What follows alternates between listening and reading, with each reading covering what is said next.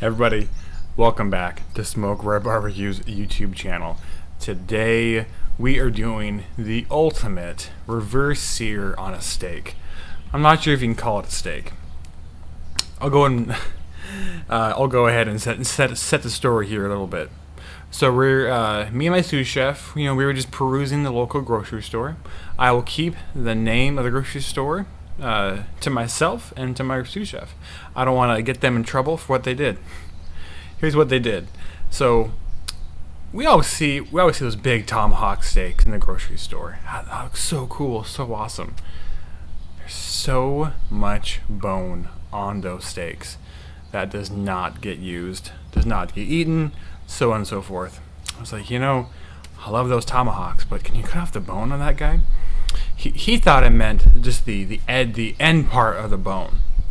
He went and talked to somebody inside. He said, I can't do that, but maybe I can cut around the bone and just give you the steak.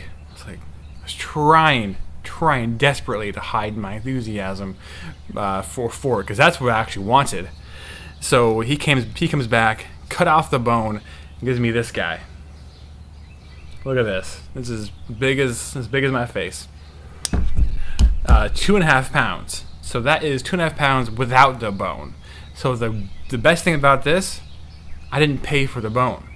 He gave me the same price as if price per pound as if the bone was on there. That's a good deal. So we'll go and get to this now. Now, this is not a sponsorship video. This is I actually got this. I actually won this meter plus in a contest. I got this for free, but I didn't pay for it, and they didn't give it to me to feature. They just gave it to me because I was on a live stream and answered a question faster than anybody else did. That's it. I'm gonna use this guy for the first time on camera. We're going to use this to make sure we're doing good internal temperature as well as good external temperature on the steak for the barbecue pit. Should be great. We'll go ahead and get to it now. We have some great seasonings going on this guy because this should be low and slow to start out with. So I'm excited. I hope you guys are too. Keep watching. We're doing this cook today. We're doing the true reverse sear method, which means we're starting off with low and slow. That's why I'm using this small propane torch to get a small amount of charcoal lit for a low temperature. If you have too much charcoal lit, or the bigger propane torch, it'll be too hot and won't be low and slow. This is a barbecue after all. Make sure we're putting on some wood to give a good, real wood flavor on that. This is post oak for this cook today. My favorite is red oak. However, I don't have that where I live. Do with what I got. Not that this is bad, by no means. I just prefer red oak. I'm not going to delay it. I'm just going to put on the deflector plate now, as well as the grate. I'm going to clean this guy up and then get ready on the steak. To make sure we get a good coating of all of this steak, I am going to actually put some Worcestershire sauce on every part of this guy, because every part of this should have some type of rub going on down. I want to make sure you have rub all over the steak, because every part of the steak is going to be absolutely delicious. The sides, the back, the front, underneath is going to be absolutely great. Maybe a little too much Worcestershire sauce on that, but no matter. This guy's humongous. So this is salt and pepper going down. This is our first layer. I'm going to get this. Oof. Okay, this is a definitely gratuitous meat video here. I think this makes up for my Impossible Burger from last week. Okay, so we have good coverage all around. If not, please let me know, because I know people love to do that. Now we're going a dusting of that's some dusting. This is garlic powder, rosemary,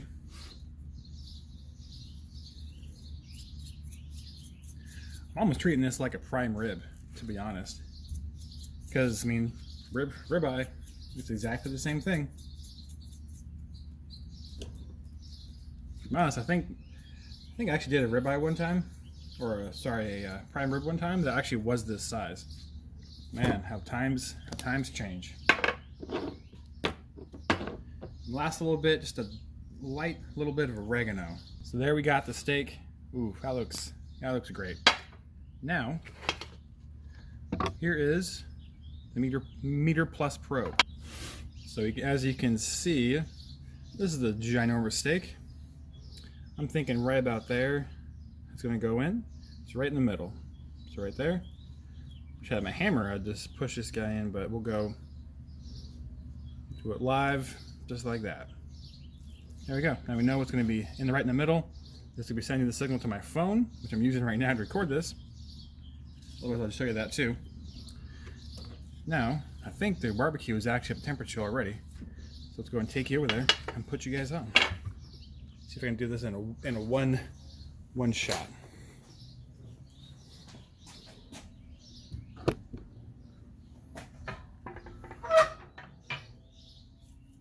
There we go.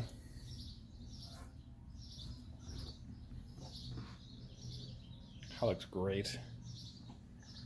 Come back to you. See if I can screen grab my phone to show you what we're doing for the Meter Pro. We have our cook starting to set up. I'm still new with this thing, so hopefully this works right. I'm doing a beef cook. I'm doing a steak, ribeye steak. Now this is reverse sear, so I'm gonna make sure we're not gonna overcook this. So I'm gonna tell me at maybe 118 that we are up, and this is, of course, remember, this is the very middle, so let's actually do 115, that we're right there. So that's gonna be good. So click top right, start cook. I don't need to tell me how to put it in again. Make sure the Meter Plus is next to it. Now it's gonna actually tell me what it thinks, how long it'll take to actually cook. Now you saw, that was very simple. Anybody can do it. If I can, trust me, you can too. So you can see the top, we have on the top left, we have 42 internal. Our target's 115. Right now in the barbecue pit, we are at 206. So again, we're coming up to temperature slowly, which is what we want, and we'll monitor this as we come up temperature, and then I'll show you the whole cook as it did it, how quickly it did it, as well as the increased temperature over the length of time. We're about 20 minutes in. I'm gonna flip this, so we're making sure we're getting good top and bottom cooking. Yeah, nice.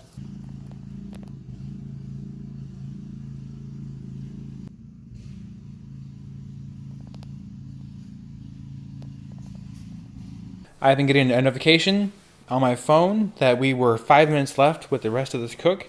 It did that. It knew that because it sees the internal temperature of 105, our target being 115, and the ambient in the barbecue pit itself is 230. So based on that and probably some cool algorithm, it's saying, hey, it's gonna be ready in a couple minutes, get ready.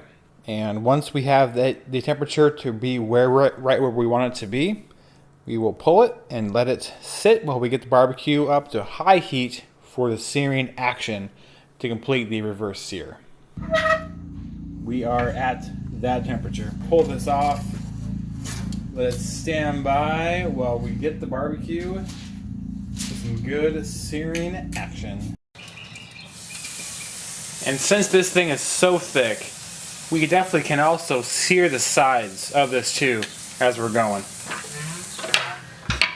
I would say we're probably about 600 degrees on this cook right now for a good searing action. You don't want too hot, otherwise it's just gonna, you're gonna get a burned steak. And trust me, you don't want that, especially at this price point. Let's see how we're doing.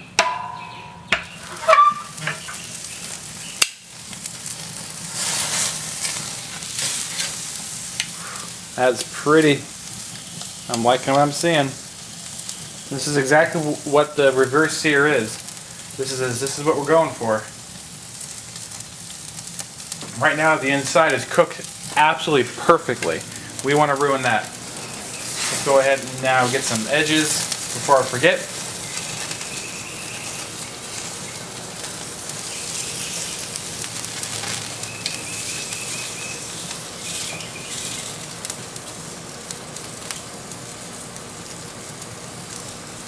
Now they say you can put this right on your cutting board and slice right into it because you let it rested before you searing it.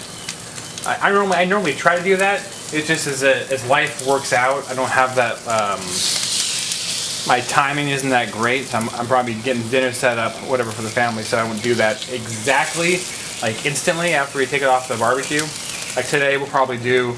I'll get on the cutting board and slice it maybe within 5 minutes after taking my thumbnail picture. Maybe a selfie with it. We'll see. Oh, look at that. It's like the broom thing of 2019. Steak at 21. I like it. See, if your steak can stand up by itself, it's a good steak. Oof, that's gonna be good eating tonight. And I did not do any additional basting with salt, with butter and or garlic. Got this cooked. I didn't think it needed it, and since we seasoned it enough already, I think we're good. I'm gonna pull it. We are rocking and rolling. See you in a few. Okay. Now I call that a success. Let's see what side looks better. I'm gonna call it this one. Maybe not. We'll see.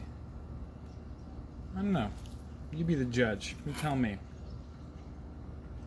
Yeah, that bark tastes horrible. That's a good looking steak right there. Oof, today's a good day. Go ahead and slice this up and see how we did. I'm about to cut into this thing, and I know everyone does this, but the pictures do not do it justice. This thing looks, oh, it looks amazing. The crust, hopefully I can get a good zoom in on this. Excuse my crazy dog out there. The crust is amazing. Great crust on that. Salt, pepper, garlic, oregano, and rosemary. Beautiful. Alright, enough talking. Let's do it.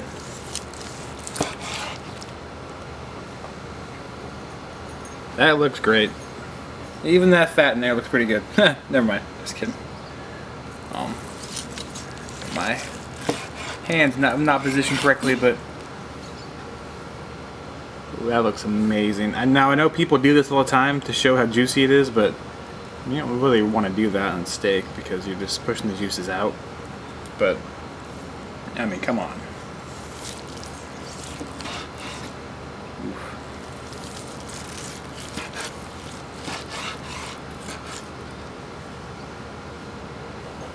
Now, one thing I love about this, there is no gradient. It is cooked perfectly over the course of the entire steak. Top to bottom, I'd say pink, if medium to medium rare, which is exactly what we're going for.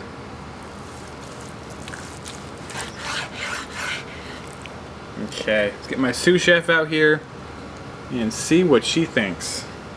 I'm betting she's gonna like it, because I know I do.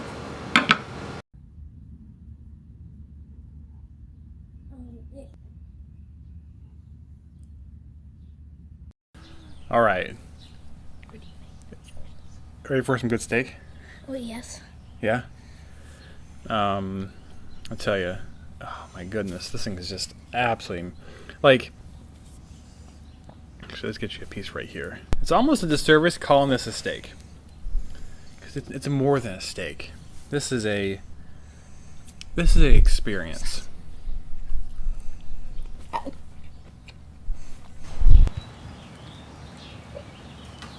What was that? What? Is it a fly or something? Yes. Okay. When I think of a steak, I think of maybe a half inch to an inch thick piece of strip steak or New York strip steak. This is anything but that. I mean, this is.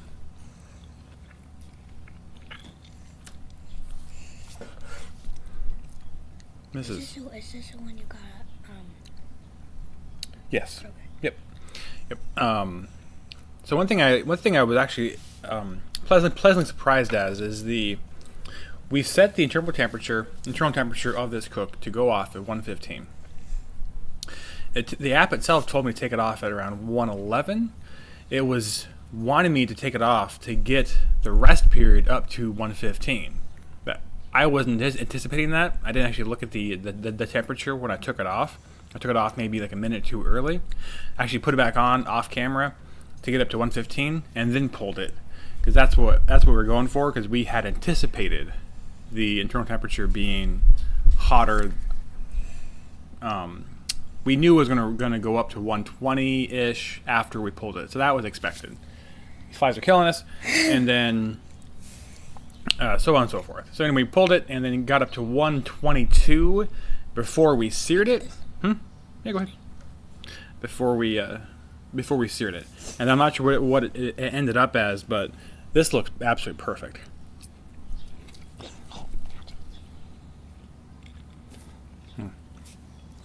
Thank you for watching, everybody. Any questions, please let us know.